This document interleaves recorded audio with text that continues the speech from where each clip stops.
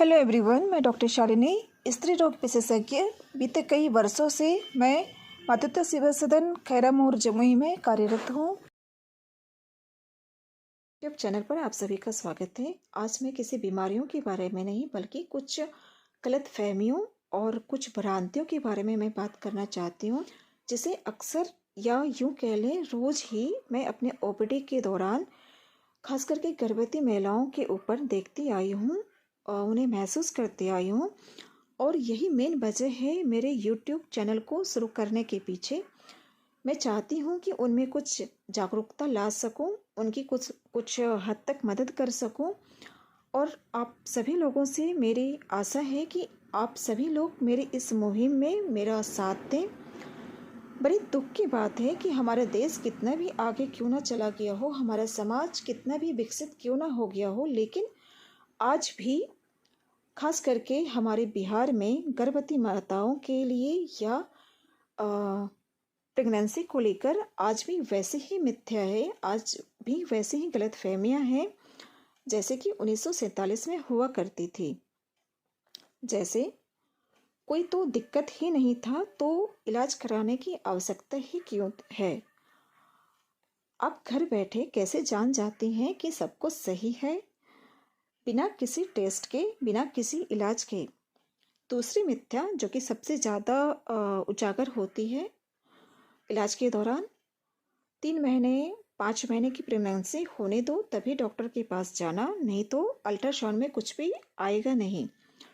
ये ना जाने किस किताब में लिखा है, पता नहीं, ये तो वही जाने।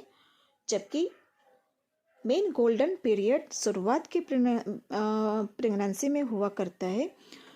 मेन टाइम छोड़ के आप लोग बीच के टाइम में दिखाने के लिए आते हैं, जो कि बिल्कुल ही गलत है।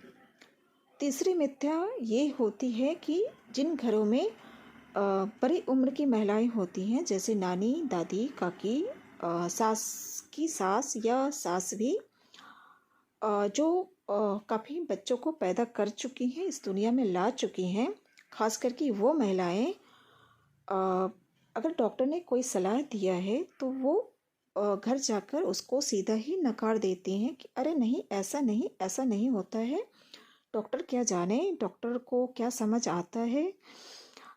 उनका तो काम ही यही है, डराना धमकाना, ये वो, पता नहीं क्यों उन्होंने ऐसा बोल दिया, ऐसा नहीं होता है। हमने भी बच्चे जने हैं, वो भी बिना डॉक्टर की सहायता के, बिना किसी गोली की, बिना किसी दवा के, बिना किसी नर्स के, बिना किसी अस्पताल के, घर में ही 8 नहीं 10-10 बच्चे को जना है। तो मैं आपको ये बता देना चाहती हूँ कि जैसे एक चाबी से सारे ताले खुला नहीं करते, ठीक उसी प्रकार सारी गर्भावस्था, सारी प्रेगनेंसी को आप एक ही तराजू में नहीं तौल सकते। अगर आपको घर में बहुत बड़े ही आसानी से बिना किसी डॉक्टर की मदद से अगर बच्चा हो गया है तो वो आपके शरीर से हुआ है। ये कोई ज़रूरी नहीं है कि दुनिया की सारी महिलाओं को वैसे ही हो जाए, ये कोई ज़रूरी नहीं है। सारी महिलाओं का शरीर अलग होता है, किसी में बहुत सारी कॉम्प्लिकेशन होती है, किसी में कम कॉम्प्लिकेशन होता है, किसी में बिल्कुल भी कॉम्प्लिकेशन नहीं होता है। कैसे वो प्रेगनेंसी कंसीव कर गई, कैसे वो बच्चे भी कर ली, कैसे 9 महीना उनका बीत गया हंसते खेलते, ना तो उन्हें पता चल पाता है और ना ही हम डॉक्टर को पता चल पाता है। हंसते खेलते बच्चे भी हो जाते हैं आराम से।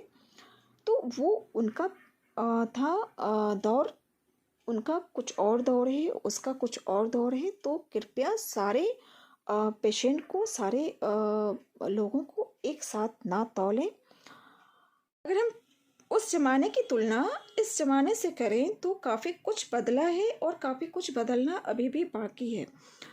जैसे कि उस ज़माने में डॉक्टर्स की बहुत कमी थी, नर्सेस नहीं थे, सरकारी अस्पतालों में इतनी सुविधाएं नहीं थी जितने कि आज हैं। यातायात का साधन नहीं था, लोगों के पास पैसे नहीं थे, लोगों के पास विस्तृत जानकारियाँ नहीं थी, चाहे वो इलाज के बारे में हो या बीमारियों के बारे में हो। डॉक्टर्स को भी इतनी जानकारियाँ नहीं थी क्योंकि उस इलाज का ट्रीटमेंट ही नहीं पता था उस समय। अब काफ़ी रिसर्च के बाद इतने सारे नए नए ट्रीटमेंट आ गए हैं, जिससे मृत्यु दर काफ़ी कम हो गई है। उस ज़माने में गर्भवती महिलाएं डिलीवरी के समय में कितनी गर्भवती महिलाओं की मृत्यु हो जाया करती थी, कितने बच्चों की मृत्यु हो जाया करती थी, जच्चे बच्चे कितने उनकी मृत्यु हो जाया करती थी। आज इस ज़माने में उसमें कितना कमी आया है। तो ऐसे तुलना आप नहीं कर सकते हैं कि हमारे ज़माने में तो बिना डॉक्टर के हो जाया करता था। उस समय आपकी मजबूरी थी क्योंकि डॉक्टर्स नहीं थे। आप अभी की जो गर्भवती महिलाएं हैं उसे ये सब बोल बोल के उसे कृपया दिग्भ्रमित ना करें, उसकी मदद करें, उन्हें डराए नहीं, उनकी मेंटली और फिजिकली उन्हें सपोर्ट करें, उन्हें भरपूर प्यार दें जिसकी वो लायक हैं, और देना भी चाहिए। हर गर्भवती महिलाओं को ये सम्मान और ये प्यार अगर उन्हें घर में मिले तो उसमें भी काफ़ी हद तक स्वस्थ और सकुशल बच्चों की डिलीवरी की जा सकती है। आशा करती हूँ कि इस वीडियो से थोड़ी बहुत जानकारी आप लोगों को मिली होगी कि मैं क्या बताना चाहती हूँ और मैं क्या समझाना चाहती हूँ। मेरे अगले वीडियो में ये जानकारी होगी कि इलाज का तरीका क्या होता है। आशा करती हूँ कि मेरा ये वीडियो आप लोगों को पसंद आया होगा।